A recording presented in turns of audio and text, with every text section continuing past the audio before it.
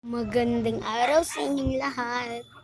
Ako nga pala si Francesca at ngayong vlog na ito, dahil wala akong magagawa, tuturuan ko na lang kayo kung paano gumawa ng blind bag. Labubo ba yan o pini blind bag? So first natin gagamitin ito. Itong labubo na ilalagay natin sa blind bag. At saka itong scissors. Yan. At saka itong dalawang glue. Hinanda ko talagang dalawang glue para hindi na tayo bumili pa. Yeah, that's true. At saka inilista ko rin dito ang dapat kong gawin para hindi ko makalimutan. And guys, ipakita ko sa inyo kung anong ilalagay ko pa doon sa aking gagawin na blind bag. Yes, familiar. Ito isang larawan ni labubo at akin itong guguntingin, pero mamaya na. Tsaka ito stickers ng labubo. Tingnan. O yan, di ba? Stickers na nila labubo. At tsaka itong labubo na ang liit-liit. Tsaka ito. Iko-color ko rin to sa aking blind bag. So, ang aking palang blind bag isang labubo blind bag. So, yung hair ko, sorry kung messy na messy. Okay, so, simulan na natin sa simula. So, ang first step natin, guys, na-ready na natin ang ating mga gamit. Yan ang first step. You know, the first step is magugunting tayo. Guguntingin muna natin ng maliit-liit. Guguntingin muna natin ng mabilis na mabilis. Grabe naman yan.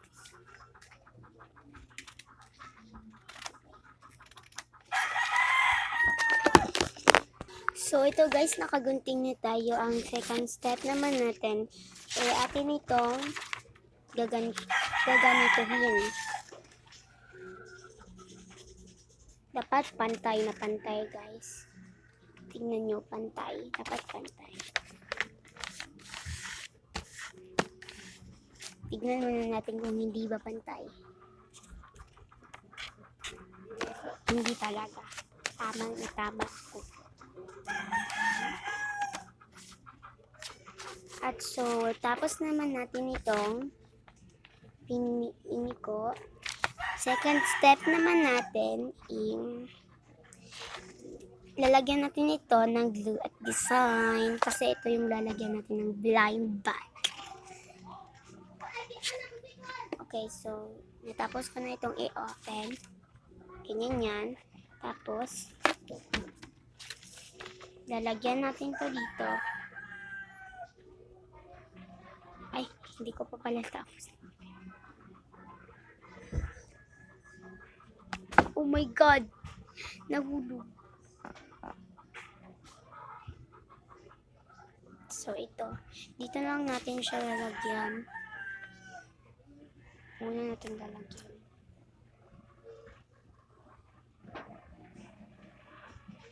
So, yan guys. Nakalagay na tayo din atin yung asan ba ito?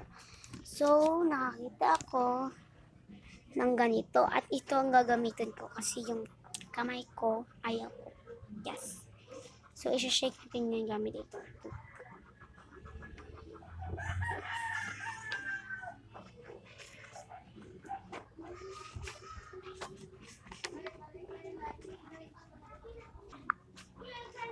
So, yan guys, habang ginagawa ko to, magsasalita rin ako na kaya akong magawa.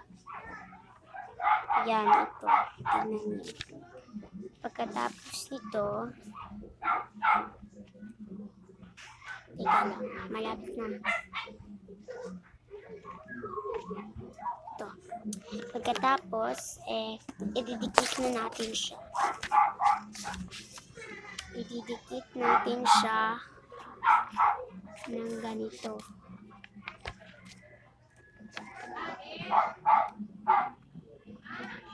Dapat pantay siya.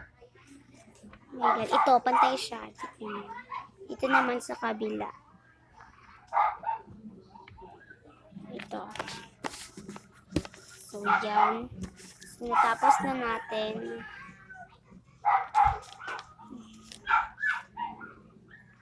Tapos na natin itong i-close. Nag-glue na natin yan habang na-close na din natin to. Habang dito naman, hindi natin close dahil meron pa tayong ilalagay dyan. So, hindi naman natin ididiretso ng lagay dyan, right?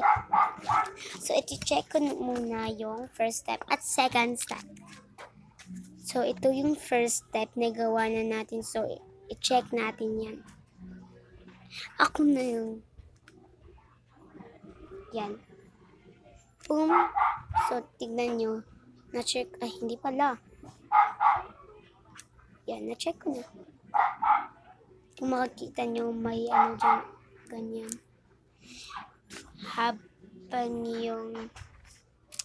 Habang yung second step naman nagawa na din natin.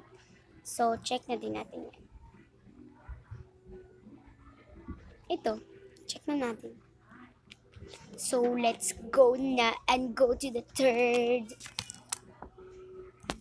So, guys, ito na yung pang third step. So, ang third step ay nagawa ko na pero hindi ko sinabi. Bale, ito yung lalagyan ko ng mga ganito, mga stickers, like, blah, blah, blah, basta ito, at ito yung last. Merong designs, pero hindi nakikita yung color, talaga. Ilalagay ko muna ito.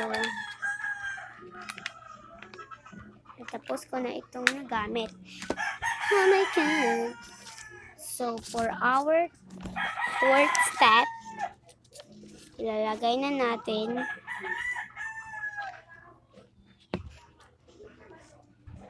ang ating ilalagay.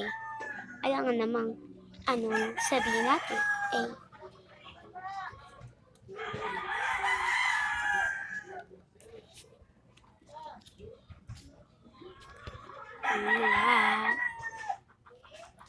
So, yan ilalagay muna natin dito.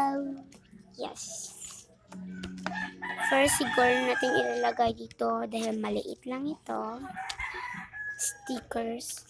So, mamimili ako ng nice na stickers. Yan lang. Pink stickers dapat.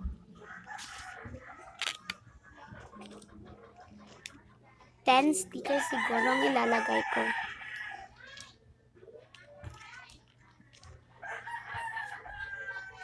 Ito, ilalagay ko rin to. Tika lang. Ito, look. Ilalagay ko rin tong sticker na to dito. Oh no, patay. Ito yung stickers. Tapos ilagay ko. So, dalawa na ito. Kukuha na lang ako dito. Nang dalawa na lang ito lang.